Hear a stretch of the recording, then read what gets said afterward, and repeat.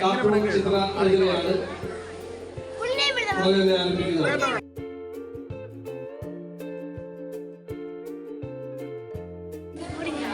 എല്ലാ മക്കൾക്കും വിശന്നിരിക്കുകയാണോ? വിശപ്പൊക്കെ മാറിയില്ലേ? ഒരു ബിസ്ക്കറ്റൊക്കെ കഴിച്ചപ്പോൾ എല്ലാവരും വിശപ്പ് മാറിയിട്ടുണ്ടാവും അല്ലേ? ശരി, പ്രധാനമായിട്ടും ചെയ്യേണ്ട ഒരു കാര്യമുള്ളൂ. നമ്മൾക്ക് ചെയ്യേണ്ടത്, നമ്മളിപ്പോ രാവിലെ വീട്ടിൽ നിന്നും നമ്മുടെ ഈ സ്കൂൾ വരെ എത്തിയ ഒരു യാത്രയുണ്ടല്ലോ. മക്കളെ ഇങ്ങോട്ട് ശ്രദ്ധിച്ചേ. ഇതിനിടയ്ക്ക് നമ്മൾ എന്തൊക്കെ കാര്യങ്ങൾ കണ്ടുപോകും. പക്ഷെ ഇതിനിടയ്ക്ക് നമ്മൾ ചില സ്ഥലങ്ങളിൽ നമ്മൾ സൂക്ഷ്മമായിട്ട് നോക്കും, നമ്മൾ കൂടുതൽ ശ്രദ്ധയോടെ നോക്കും. അങ്ങനെയാണ് നമ്മൾ പഠിക്കുന്നത്.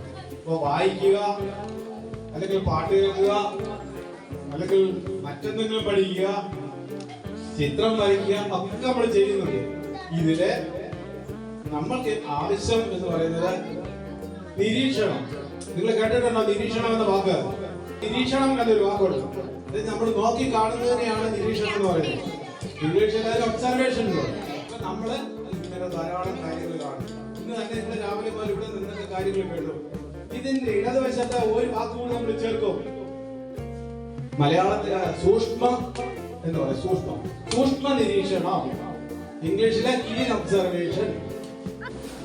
ചെറിയൊരു ചിത്രമാണ്, നമുക്കെല്ലാവർക്കും വളരെ ഇഷ്ടമുള്ളതാണ്. ആ ജീവിയെ ഏത് ജീവിയാന്ന് നോക്കിക്കോളാം. ഞാനൊരു ചെറിയ വൃത്തം വരച്ചു, മുട്ടയുടെ ആകൃതിയിലുള്ള ഒരു ചെറിയ വൃത്തം വരച്ചു. കണ്ടോ? അതിനോട് ചേർത്ത് ഞാൻ ഇങ്ങനെ ഒരു വര വരച്ചു. രണ്ടാമത് ഒരു ദീർഘവൃത്തം കണ്ടില്ലേ?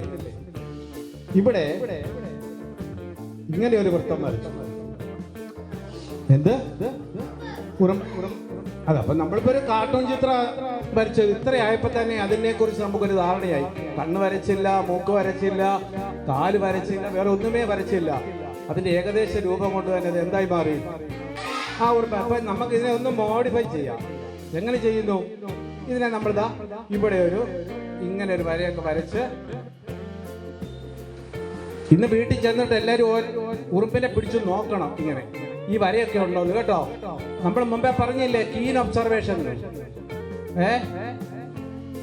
നമ്മൾ മുമ്പേ പറഞ്ഞില്ലേ?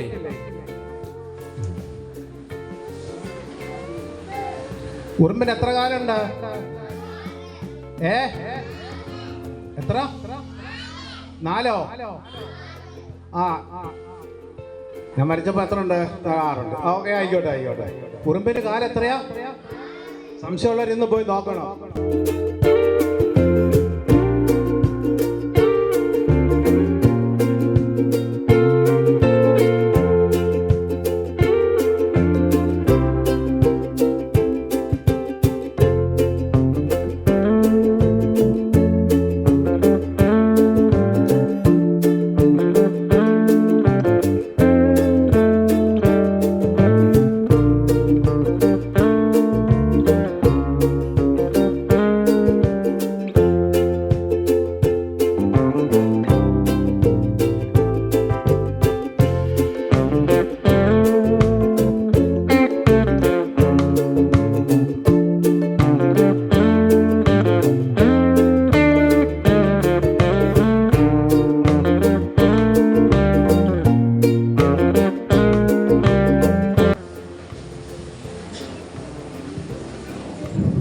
അപ്പോൾ ഈ ഉറുമ്പിനും ഒരു കമന്റ് പറയും, ഒരു ചോദ്യം ഉണ്ടാവും, അല്ലെങ്കിൽ ഒരു ഉത്തരം ഉണ്ടാവും.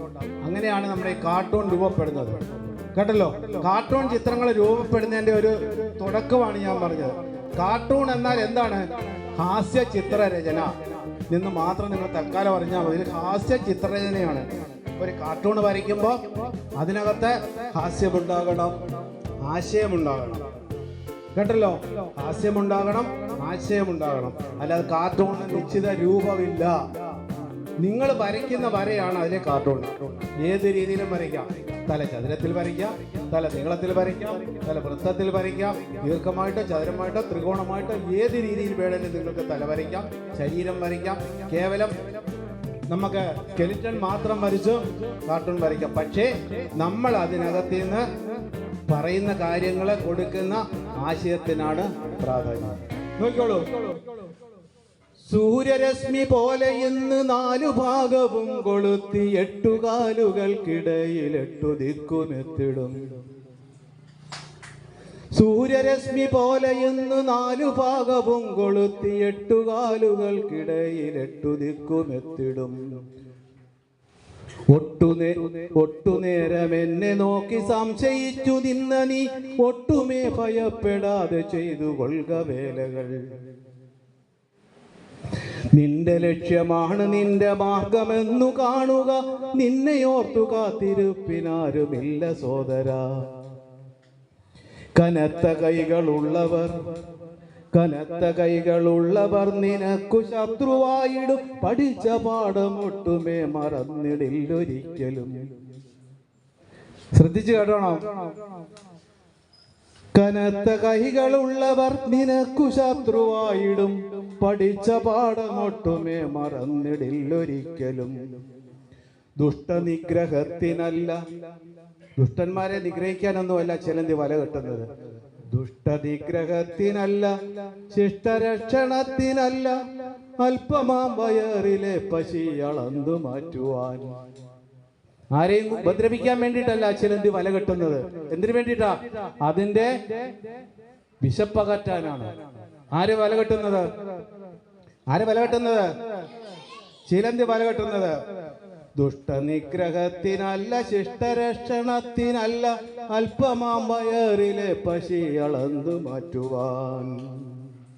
ഉറഞ്ഞു തുള്ളിയെത്തിടുന്ന പണ്ട് വന്നു വീണിടും. നിനക്കു ഭക്ഷ്യവസ്തുവായി മാറിടും സഹോദര.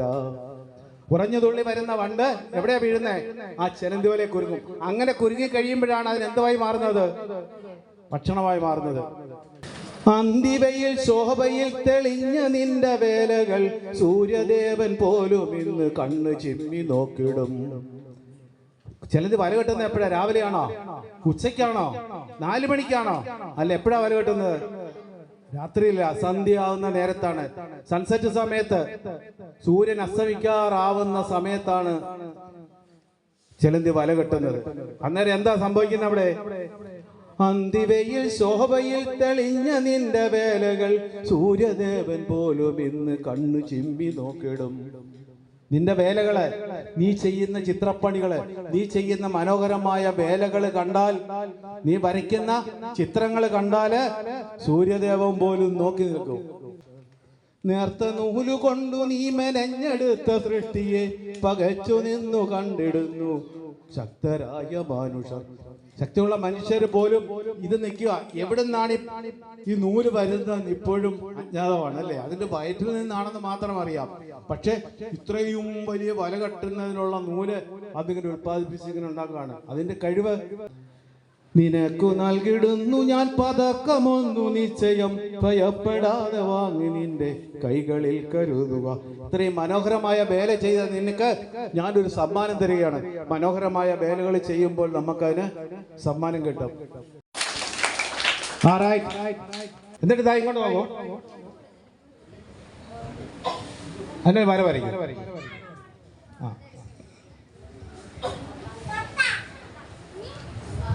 ആയിക്കഴിഞ്ഞു അല്ലേ? ഓക്കെ.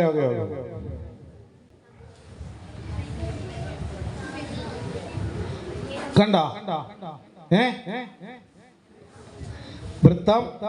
അതിന്റെ അടുത്ത് ഏകദേശം വെള്ളരിക്കയുടെ ആകൃതിയൊക്കെ വരുന്ന ഒരു വൃത്തം വരയ്ക്കുക. ബാലന് പാരായിട്ടൊന്നും മുനിക്ക ഒക്കെ വരച്ചു നോക്കുക. എല്ലാം അവിടെയൊക്കെ ഉണ്ട് കേട്ടല്ലോ.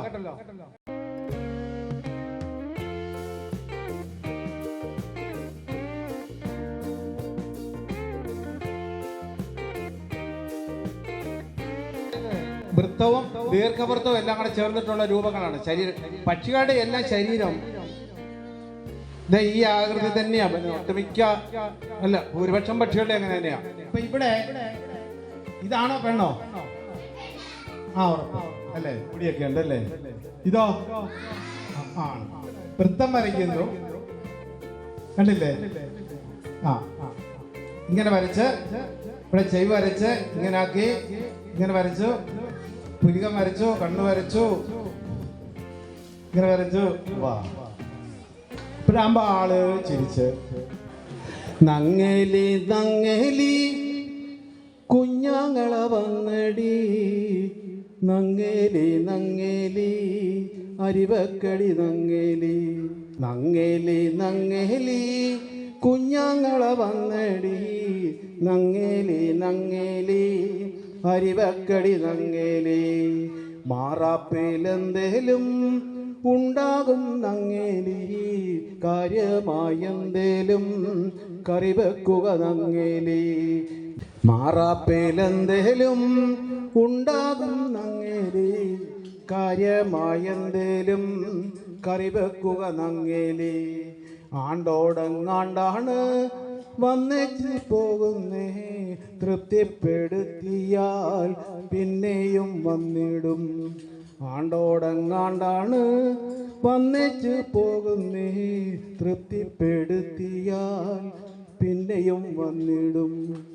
ചതുരത്തലയുള്ളൊരു പയ്യൻ, നീളപാലുള്ളൊരു പയ്യൻ, ഞാണെന്മേ തുള്ളണ പയ്യൻ, പിടിവിട്ടാൽ പോകണ പയ്യൻ.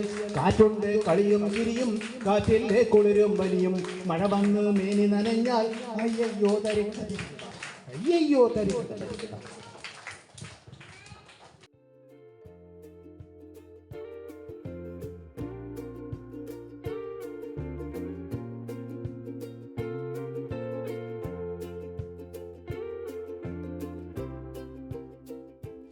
വരിക വരിക സഹജരെ, സഹന സമര സമയമായി, കരളുറച്ച് കൈകൾ കോർത്തു കാൽനടയ്ക്കു പോകണം.